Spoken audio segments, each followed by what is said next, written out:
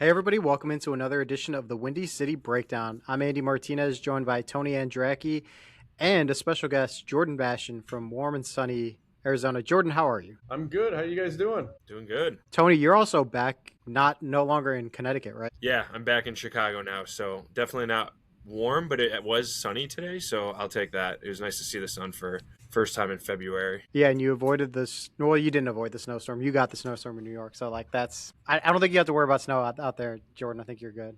Yeah, I'm heading back to Chicago here for a minute, so I'm going to be reminded. Hey, this weekend it's supposed to be like 60, so you'll be fine. No, it's not gonna be. It's gonna be like an Arizona morning. You're good. You're good. Ease me back in. Yeah. Jordan, all right, let's start. What's Cubs camp like? Give us your early impressions of Cubs camp. What are your takeaways so far about what were we, like 2.5, 3 weeks into spring training? Super boring.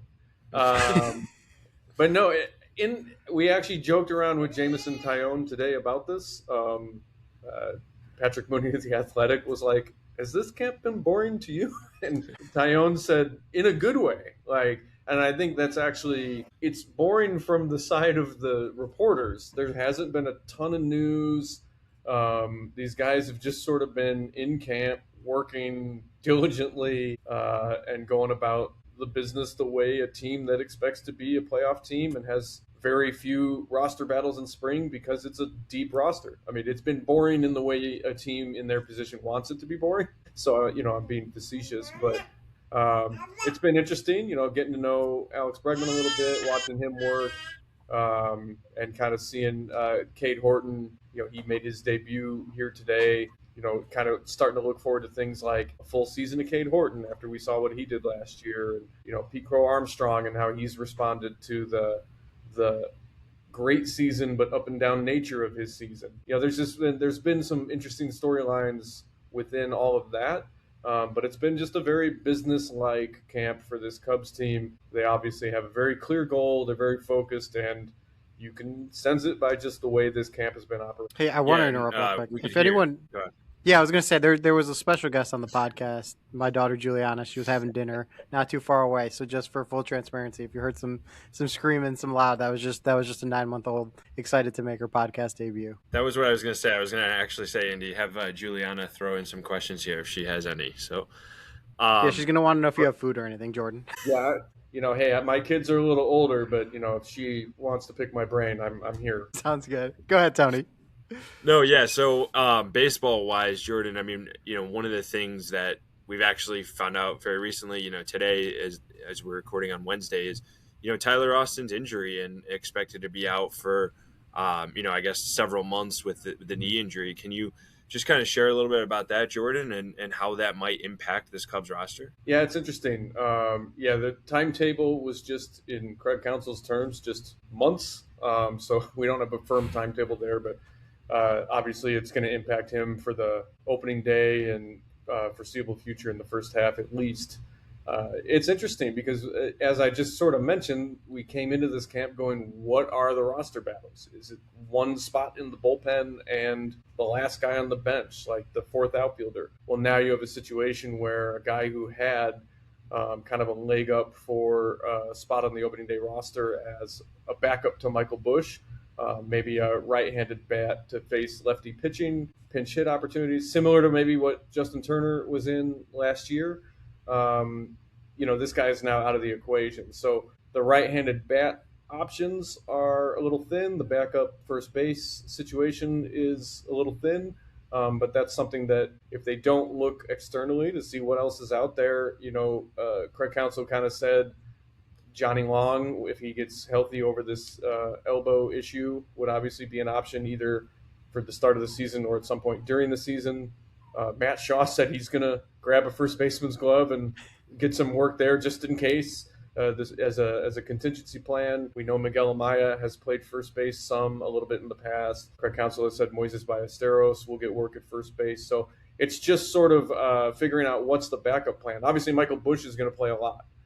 He's their everyday first baseman. They're going to give him chances to face left-handed pitching. It's not like they're trying to hide him against lefties anymore. So really, the way Counsell put it is, we're in spring training, we're talking about the backup to the backup plan.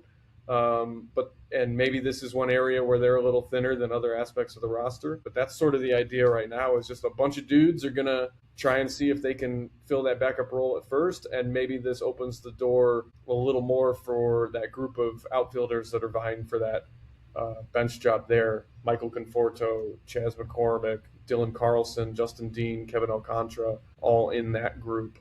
Maybe now two of them make it instead of one. So that's going to be the ripple effect. You touched on a guy I wanted to ask you about, Conforto. I think that was an interesting signing for a number of reasons, right? Like, this is a guy who's a former first-round pick who has some past success in the major leagues, but last season, I mean, he really, really struggled with the Dodgers, wasn't on a playoff roster for them as they won the World Series. What should Cubs fans expect from this? Like, I guess, like, I want you to help me talk down Cubs fans who were kind of like freaking out when that signing happened, of like, what are they doing going to the bottom of the scrap pile to try and find options? Like, what does the signing really mean? And like, what would his role probably be for this Cubs team? A reminder to any Cubs fans that are quote unquote freaking out over the last bullpen spot or our last bench spot, the team's in a pretty good spot. If that's what's got you freaking out, then things are pretty okay. I like it. It's just, again, between him, Carlson, and McCormick all in as NRIs, you kind of just see what sticks. These are veteran guys. They got a fourth minor league option on Kevin Alcantara. So if you just really don't want to have still a young prospect sitting on a bench playing sporadically, and you think he'd better benefit from playing at AAA regularly, then you look at which veteran guy is willing to accept a role where he may not play that much. You've got Ian Happ, Pete Crow Armstrong, and Seiya Suzuki. Those guys might just not see a lot of at-bats. Now, obviously, the Tyler Austin situation, maybe some more open up with a DH situation. But really, they're looking at bench role and being okay with not playing. And that's where veteran guys are a little more equipped, especially veteran guys that are kind of reclamation projects. They're going to be more open to accepting that role. And with the veteran experience, knowing how to handle that role. Where a guy like Kevin Alcantara, who's used to playing every day, may be a harder adjustment when you're asking him to play once or twice a week coming off a bench. So I think it's a really good signing just to kind of throw another guy into that mix, and a guy who, where you look at McCormick and you look at Carlson, they've had good major league seasons. They're a little more farther removed from them. Conforto had a bad year last year, but he's a little closer removed from a pretty steady track record of being a productive major league player. So what I found interesting talking to Conforto today was he actually said he felt kind of reinvigorated by the uncertainty of the non-roster invitee label. He said he hasn't had to compete for a job since he was like 23, 24, and he kind of felt like a prospect again. And he was kind of looking forward to coming in here with that sort of energy underneath his situation. So I thought that was kind of an interesting mindset to hear a veteran guy take. And for all the reasons that you just laid out, I think it's again, when it's a minor league signing, there's no risk there. If it doesn't work, it doesnn't work. And if it works, maybe you have something. Yeah, that's a great way to spin it. That sounds kind of like a coach's dream is when you hand I think he's 31, 32-year-old guy, a non-roster invitee in a minor league signing like this to come in and feel like he has something to prove, like a prospect. But another guy, Jordan, that you've mentioned already was Matt Shaw, talked about possibly getting that first baseman's glove on, and we've already seen him in the outfield at second, third base, which are positions he's played a lot of before in the past. What has that kind of been like, and the conversations that you've had in the media has had with Matt Shaw so far? But how do you feel like he's maybe taking to this like ultra utility, super utility role so far this spring? Well, he's saying all the right things, and I think one thing we've learned about Matt Shaw over the years, the few years that we've covered him and gotten to know him, is if you give him a direct task, he will tackle it. If you tell him you're playing third base, it might be rough at the start, but he's going to tackle it and he's going to put the work in. No one questions this guy's work ethic. We've all seen it. And I think that's what you're seeing now is, he sounded a little confused at Cubs convention. What's my role here? But I think once they sort of laid it out for him, you can see that focus kick in, and he's working. And we see him out early with Quentin Berry and getting the work in at the other positions with the infielders. He's today in this latest Cactus League game, we saw him have to run a little bit. There was a homer that was well beyond the wall, and he jumped at the wall. And I kind of joked around with him about that, like, hey, well, you showed Craig you can scale a wall, even though that ball was, I think, 20 feet behind the fence.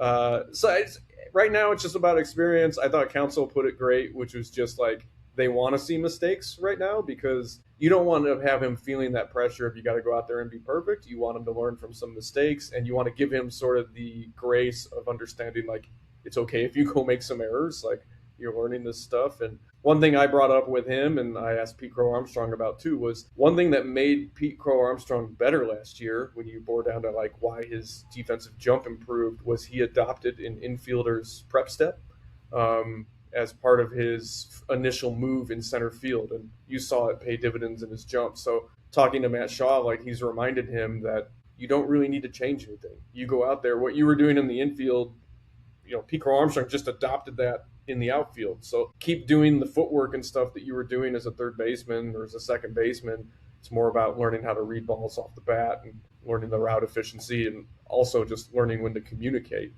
like with Pete Crow Armstrong in center. It's an interesting time right now in camp because Sei Suzuki's left for, correct me if I'm wrong, but he left for Japan for WBC.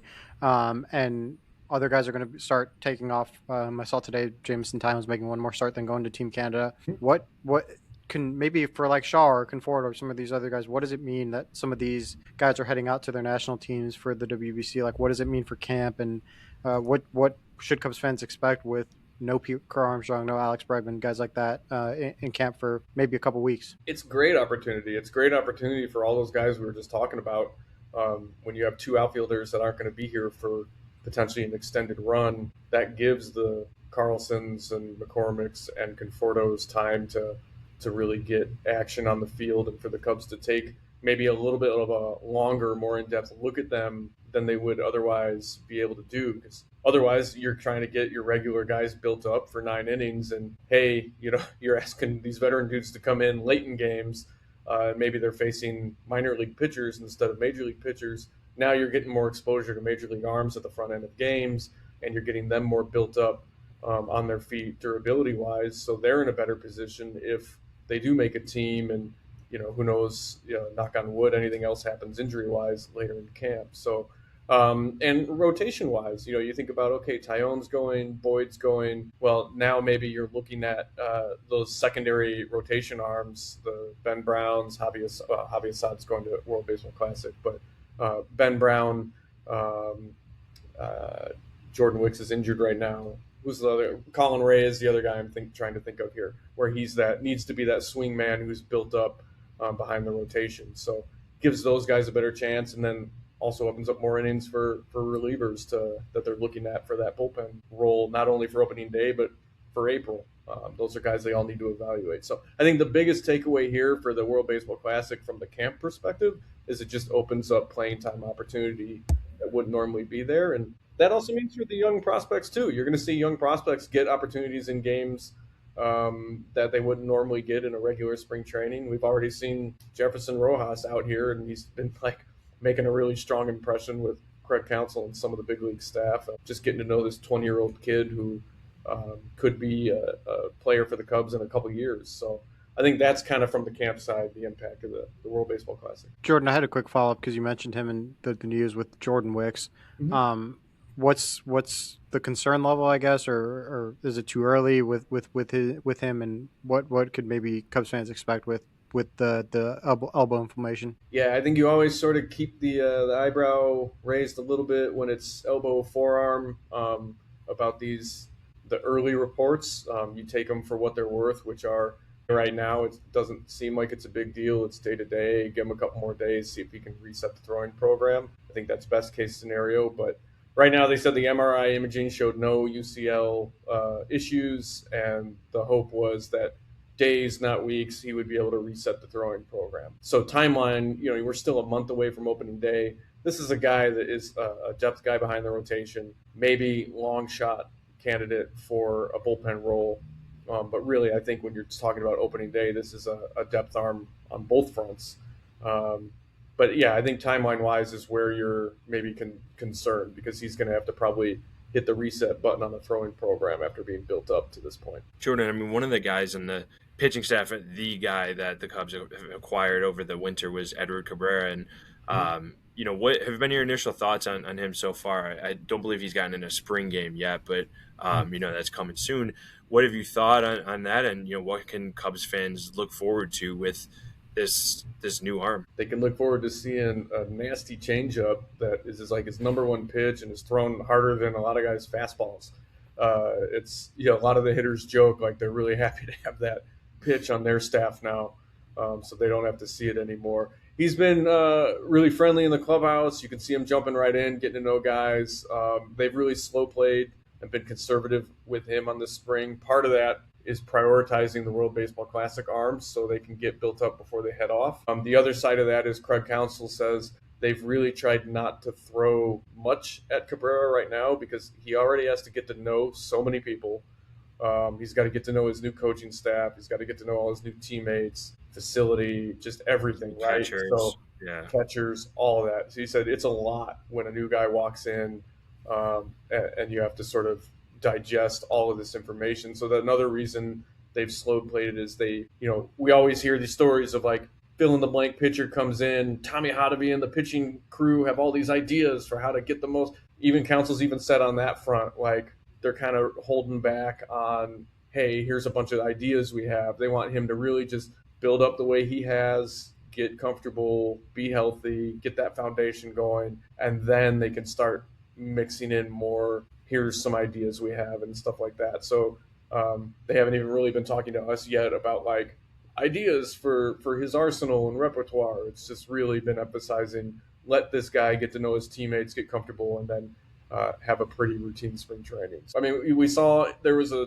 16 start stretch last year where he had like a 2.22 ERA and was like arguably one of the best power arms in baseball. If the Cubs can harness what was going on in that stretch and he can continue to command his pitches and see that walk rate stay pretty low, this is a really, really intriguing arm and potential front of the rotation type arm that they have in the fold now. But it's also fair to like kind of taper expectations to expect that right away, because like Right. I've seen, I think Tony, I think you might have seen some of these. We posted on social like what if Edward Cabrera's numbers were this, and people were like, oh, that's a horrible stat line, and people forget that he's this young pitcher who, Right. he doesn't have a full track, like he's still got a lot of potential ahead of him. He hasn't put it all together yet, really, in a major league Yeah. season. Yeah, and I think that's also another reason why they've really tried to be conservative and slow play is like you don't want to have like so much on this guy's mind and plate as he's adjusting to a new environment,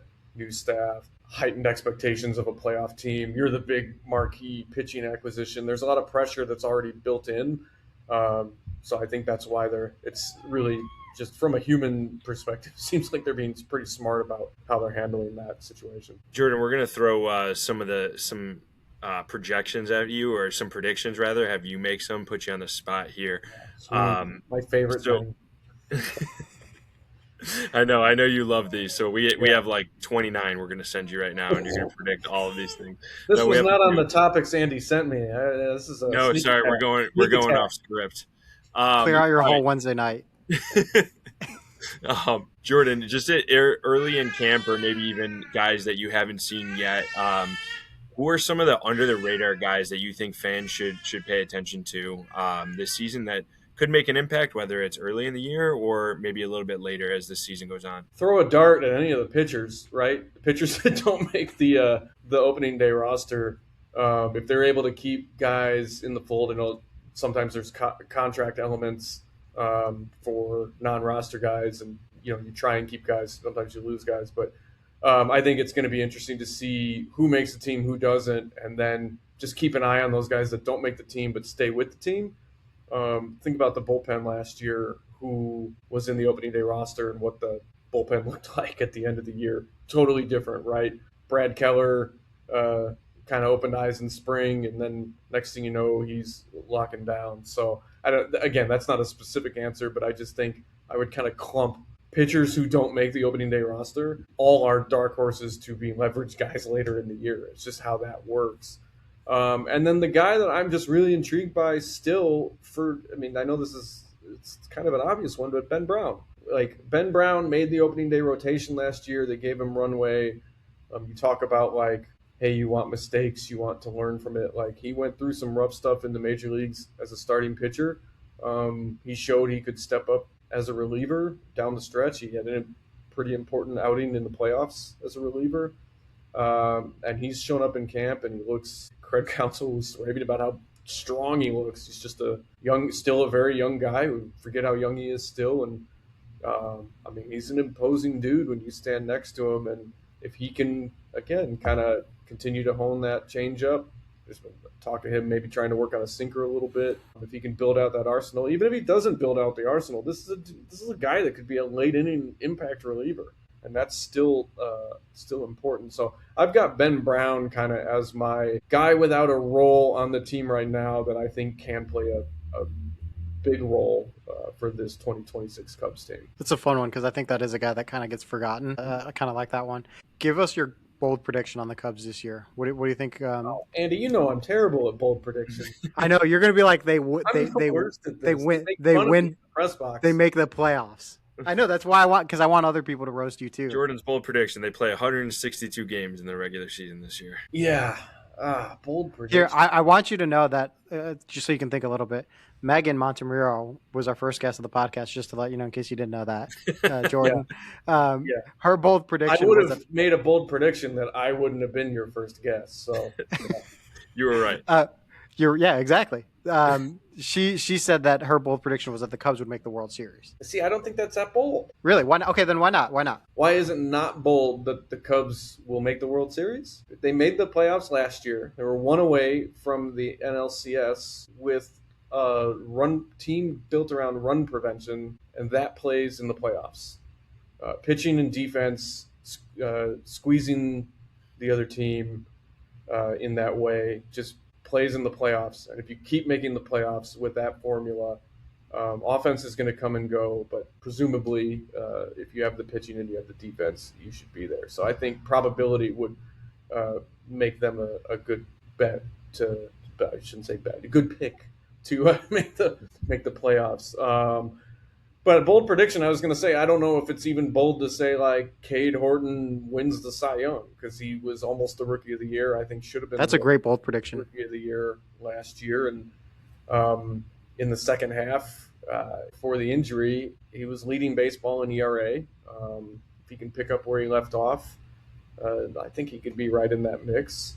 Paul Skeens guy's still pretty good from what I hear. Okay, yeah.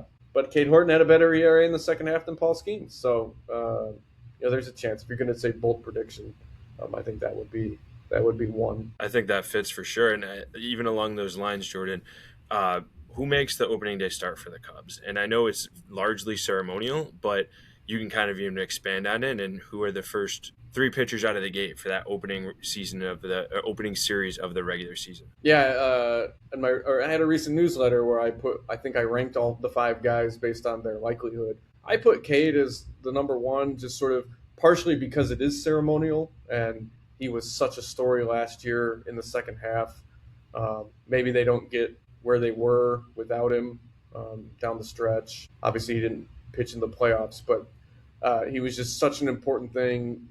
Part of that pitching staff, and then also just finishing runner-up in the Rookie of the Year. I just think there is something ceremonial to giving it to someone who I think he'd be the youngest opening day starter since Carlos Zambrano, when I was trying to research that. If it's not him, I think Matthew Boyd has a great case, all-star veteran leader, only 1 year in Chicago, but really you can just see the leadership qualities that he oozes on a day-to-day basis. Arguably the nicest man any of us have ever covered. I think you guys can attest to that. Do you think he's nicer than Kyle Hendricks? I said we've joked if they had to have like a nice off, put them facing each other in a couple chairs, throwing compliments at each other, it'd be tough. There all day. I think Boyd might be my pick. I think eventually Hendricks got to go do his yoga. I think Horton and Boyd would probably be my top two selections for opening day. I think Shota deservedly got it last year for what he did in the prior year in the season opening in Tokyo. I think Cade Horton is maybe the future ace, guy who could be there for multiple years in a row. I think maybe it would be kind of cool to hand it to him and have him maybe have the first of multiple opening day starts in a row for him. You mentioned Shota, and I wanted to ask about him, and it kind of slipped my mind with our conversation. But this is a guy who first spring training start, velocity ticked up, and referencing Megan referenced about like how some of the things that he's been working on and how excited the Cubs are to have him back.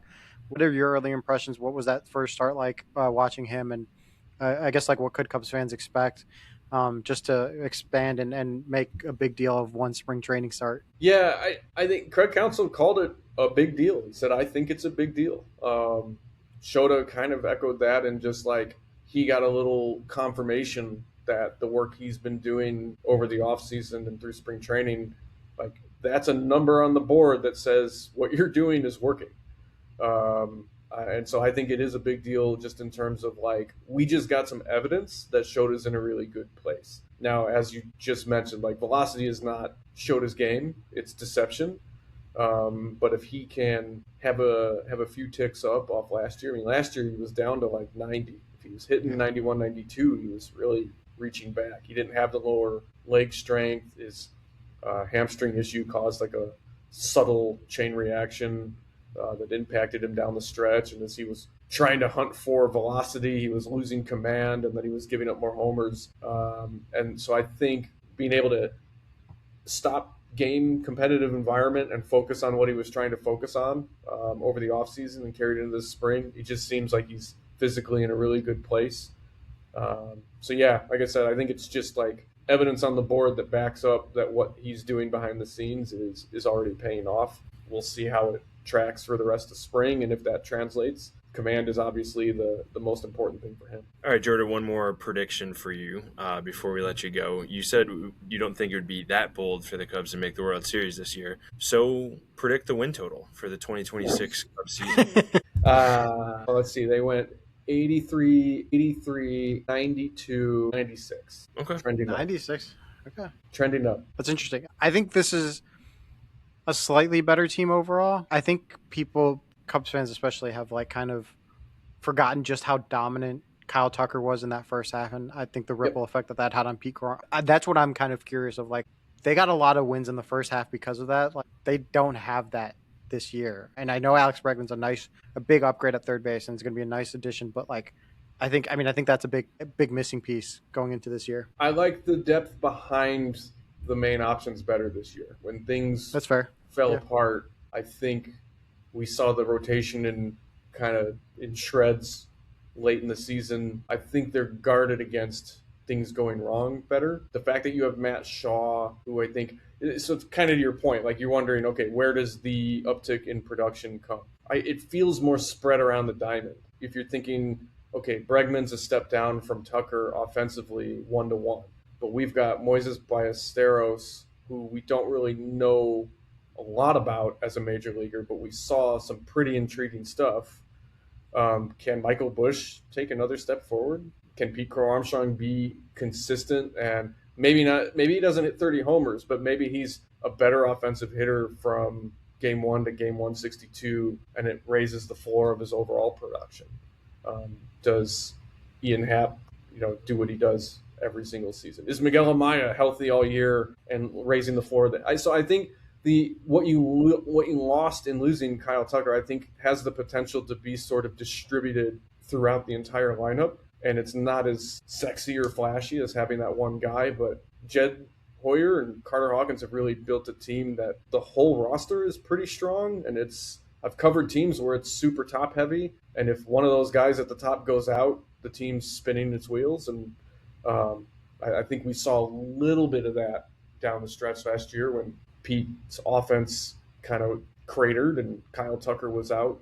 But I just think the contingency plans, both on the hitting side and on the pitching side, feel better as we enter 2026 than they did going into last season. Yeah, all fair points and struck me down pretty easily, so that's fair with me. But Jordan, I want to thank you for your time. This was fun. Make sure to follow Jordan on Blue Sky, Jordan.Bastian. Correct me if I'm wrong. or It's MLB Bastion. Bastion MLB on Instagram and Blue Sky. Perfect. And check out his work on Cubs.com. Jordan, thanks as always for joining us. Thanks, Jordan. That was a great conversation with Jordan Bastian of MLB.com, and we thank him for joining us.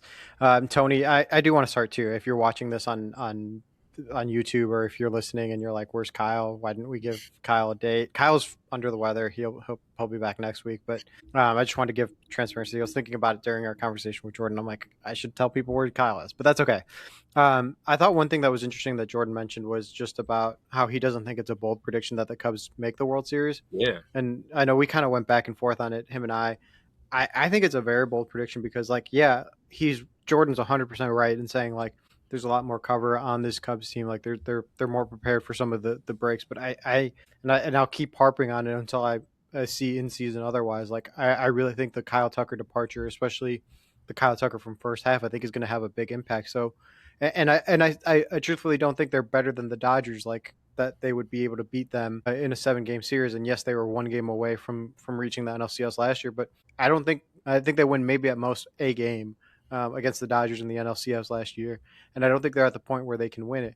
Now, that could be proven wrong totally, but that's kind of just how I feel and why I think it is a bold prediction, just because as long as the Dodgers are still around, they're going to be my favorite and my second favorite and my third favorite to be the NL champions and go to the World Series from the National League. So that's why I kind of thought it was a bold prediction for the Cubs going to the World Series. But yeah, I agree, because I think the prediction is not about the Cubs getting to the World Series, which in and of itself is not that bold, right? I mean, just like Jordan's rationale was, and even Megan, on the previous podcast, was because they were a team that won 92 games last year, and like you said, we're 1 win away from the NLCS. So inherently, that's not that crazy to think that with, retooling a little bit, maybe some better injury luck, or, a little bit better balls bouncing their way or something this year, that's very reasonable. The bold prediction in that is that the Cubs are better than the Dodgers in 2026, which is, yeah, I think that's bold when you consider the Dodgers have clearly and objectively been the best team in baseball the last 2 seasons,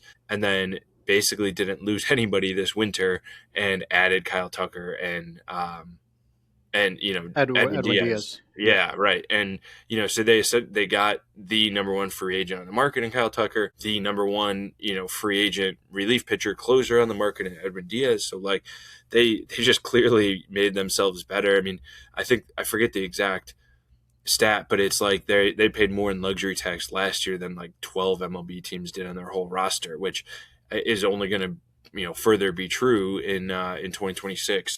Yeah, I mean, if that's the case and the Cubs do advance beyond the NLCS this year and they beat the Dodgers, then to me that's almost like the World Series right there. Is like whatever team beats the Dodgers, if it's not the Dodgers getting into the World Series, that's kind of it. That's a huge championship and might be bigger than the World Series. So I'm curious for sure. I mean, it's possible, absolutely. Like, you never know what injuries might befall the Dodgers. You never know, like I said, balls bouncing one way or the other. And it is baseball over the course of a 7-game series. It's not always the best team that wins it. It's not always the team that had the better 162-game season that ends up advancing. So it will be really cool. I'm looking forward to seeing if that will be the case. But yeah, right now on paper, it's hard to imagine anybody beating the Dodgers in the NLCS, let alone in the World Series. Yeah, that's kind of how I feel. I think on like one thing you were saying, it's like if you beat the Dodgers in the NLCS and you lose in the World Series, I feel like that's like such a huge letdown because it's like you conquered the beast, you beat you scaled the mountain, and then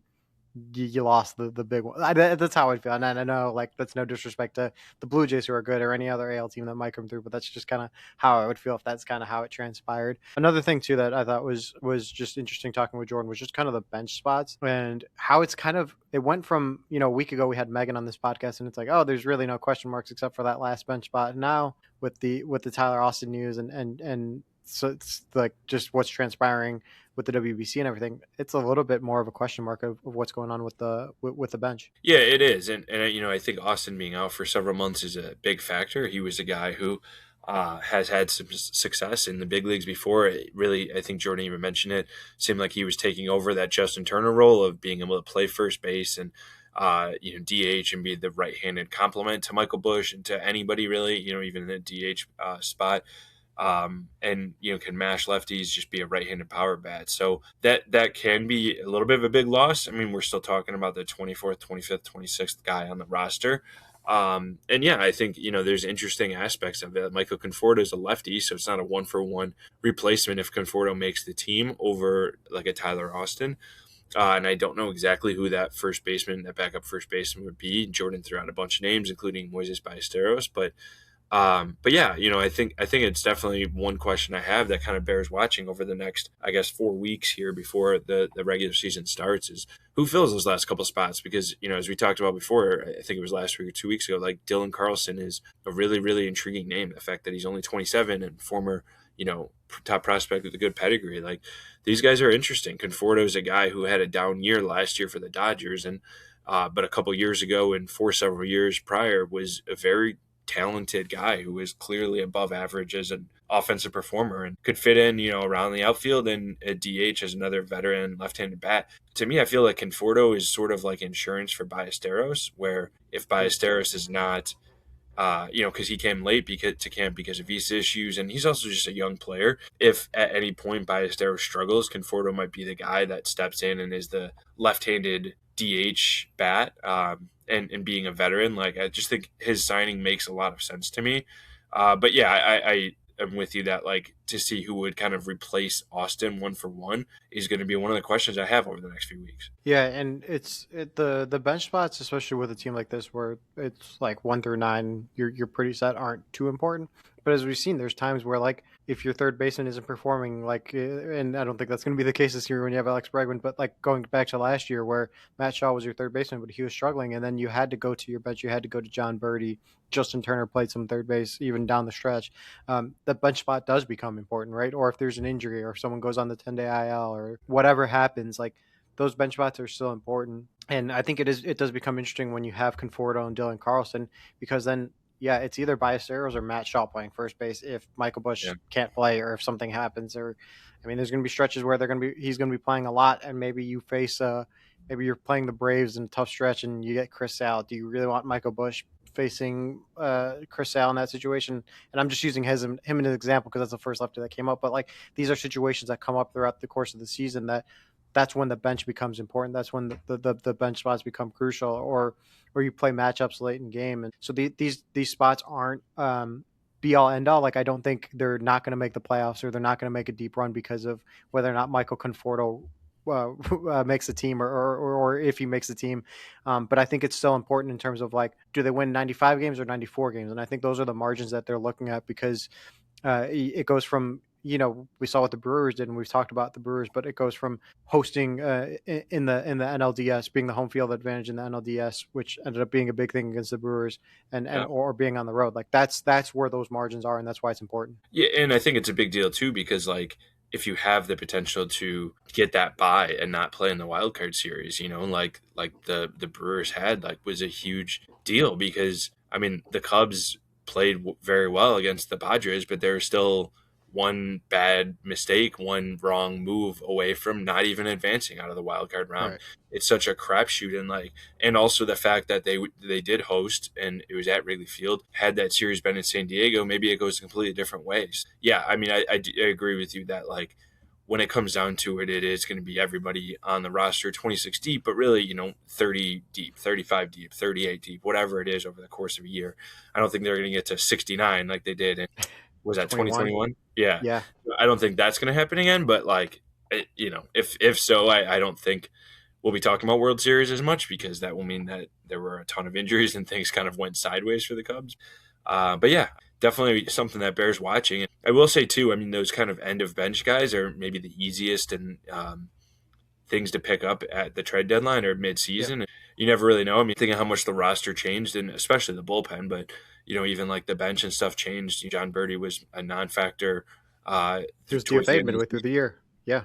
Yeah. So, like that stuff changes, but a win in April is just as important as the win in late September. And I was going to mention like the bench thing, Willie Castro. I remember you and I both talked about it when they traded for Willie Castro. It's like, man, that's a great addition. Yeah. That's going to be a great pickup. And he hardly played just because of how the roster transpired. But like, that's kind of how it goes. Go ahead. No, I was just going to say, I remember with Willie Castro, I remember like leaning over and telling you, like, he's the kind of guy that I feel like is going to get a huge postseason hit for them and help them advance. And I don't think he had a postseason hit at all. So it didn't work out that way, but he was he was exactly kind of like super utility guy that you trade for, and they didn't have to pay a hefty price to get him either. Yeah, those are the guys that you can get during the course of a season for sure. All right, Tony. Before we wrap up, and again, I want to thank Jordan for joining us.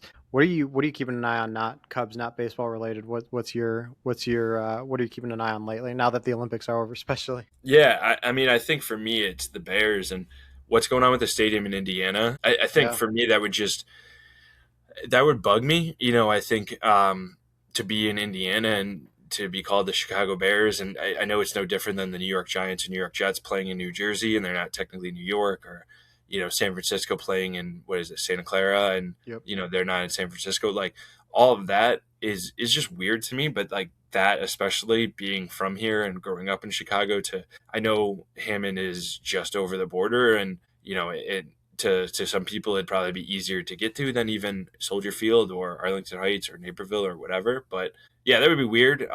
So I don't know if I really like that. And I think just with the Bears that I'm really interested in is what happens with DJ Moore and Tyson Bagent. Ben Johnson's talking about just the potential of either of those guys being traded. And I get why, Bagent would possibly be on the move. I always think that's dangerous to trade a known commodity and a backup quarterback who is good, just in case injuries befall Caleb Williams at some point. But the DJ Moore thing is really interesting. He's due for like a $28.5 million cap hit in 26 here. If the Bears did trade him, they'd save like $24.5 million. I think at best he's their number 4 option going into the year behind Rome Odunze, Luther Burden, Colson Loveland. But that being said, I mean, he had some huge catches, a couple against the Packers in the regular season and the playoffs, and that catch against the Browns. I mean, he just posted up, and even though his numbers were down, he had some huge plays that I think were just the difference for the Bears this season. So I don't know what happens there, and I don't really have a strong opinion. I think, yes, it would make sense to trade him and save the money, but I also think that having a veteran like DJ Moore in your pass-catching group makes a ton of sense, even if you have to pay him $28.5 million. But I'm kind of curious, Andy, on those two like Bears topics where you sit. Yeah, I'm the DJ Moore thing's interesting because like I agree where it's like it might make the most sense to trade him and the cap hit is a big thing, but like I also think of like the season's very long and right, Rome Odunze missed time, Luther Burden I'm pretty sure missed time too early on in the year. Correct me if I'm wrong. Did, yeah. But yeah, like you're gonna need that depth, right? And it's like yes, he's the 4th option, but there might be some weeks where he's like the number 1 guy, right? And or it just matches up right where he's the number 1 guy. And as we saw, like it's hard to win games in the NFL, and every kind of like what we were just talking about with the Cubs, like every win is important, whether it's in week 1 or in week 18. And you want to try and stack those wins, and having that option makes sense. But I also think like if you can get some really good draft capital or a really good package that you can, I mean, the Luther Burden find was tremendous in the second round. If you get like even like a 2nd round pick or a 3rd round pick, and you can find a 4th option in the draft, like all power to them. Like that's interesting. The stadium thing, I feel like I'm at the point where I'm like, man, until like they break ground somewhere or like they like act like I don't, it's like whatever. It's just noise. Like that's kind of how it feels. I mean, I like when the Indiana news like broke, I definitely thought it was like, oh man, like there's some steam, and it's kind of slowed down. So now I'm kind of like, all right, until the ground's breaking and they've got the hats on and all that stuff, like don't talk to me about the stadium because I don't really care. I'm just ready for it all to be done. And I'd be happy about a new stadium, but I mean, and maybe a different topic for a different time, but I hate the idea that it's going to be a dome wherever it is. I just think that would stink too, but I'm with you. I just get it done, figure out wherever it's going to be. I feel like this has been a lot of back and forth and drama over the course of 2 years now, right? I mean, at least a year and a half. Like, so just get it done. I'm with you for sure. Whether it's Indiana or Arlington Heights or somewhere in Chicago, just like stop with the posturing publicly and just get it done. Right. Just get it done. You're a multi-billion-dollar organization. Figure it out. What I'm watching, I guarantee you will never have heard of this. So in soccer, in the Champions League, Bodo Glimt is a team in Norway that just beat Inter Milan, who's a really, really big team in Italy in the Champions League. So it's like the premier competition in Europe. Bodo is a town in Norway above the Arctic Circle of 50,000 people. They played Manchester City, another big team, beat them. Atletico Madrid, another big team, beat them. And then they beat Inter Milan just now over 2 games and knocked them out of the competition. What's crazy about that is Bodo Glimt, the Norway season is like MLS, where their season's like February to November because of the winter. So this is their off season, and they're playing teams in the middle of their seasons and knocking them out of the competition. And their wage bill is like $7 million, I think I read. So which is like, I mean, most teams like at Inter Milan are paying their star player at least like $7 million a year, and they knocked them out. Like I think I was using our good friend Tim Sevens. I was equating him, soccer is kind of like college football, where it's like the English league is kind of like the SEC, and the Spanish league is maybe like the Big Ten, and like then there's like a bunch of other leagues, and then once you get to the playoffs, like that's the Champions League, and it is. Bodo Glimt is like an FCS team, and they're going out and knocking out, like, I'll say like Texas Tech or Miami, like someone really, really good in their offseason.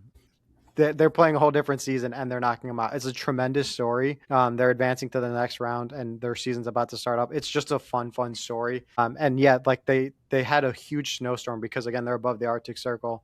Before their home game against Inter Milan, the whole town came out and cleared the snow from this like 15,000 seat stadium so that they could play. It's just a fun story. I'm kind of excited to see how they go. That's awesome. I mean, I guess it just continues this epic sports run that Norway's on, because they Norway's on a heater. Medals and gold medals in the Olympics. So yeah, Norway is on a heater. Yeah, it's awesome. I'm excited to look. I'm looking forward to the draws on Friday. I'm excited to see who they play in the next round. What big team gets to go above the Arctic Circle to play soccer.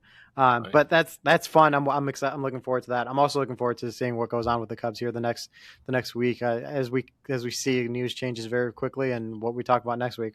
It's gonna be interesting. But it's been a fun podcast. Tony, thanks for joining us. I hope Kyle joins us next week. I hope he's feeling a little bit better. But for Tony, for Jordan Bastian, and for Kyle, I'm Andy Martinez. Thanks as always for tuning in to the Windy City Breakdown.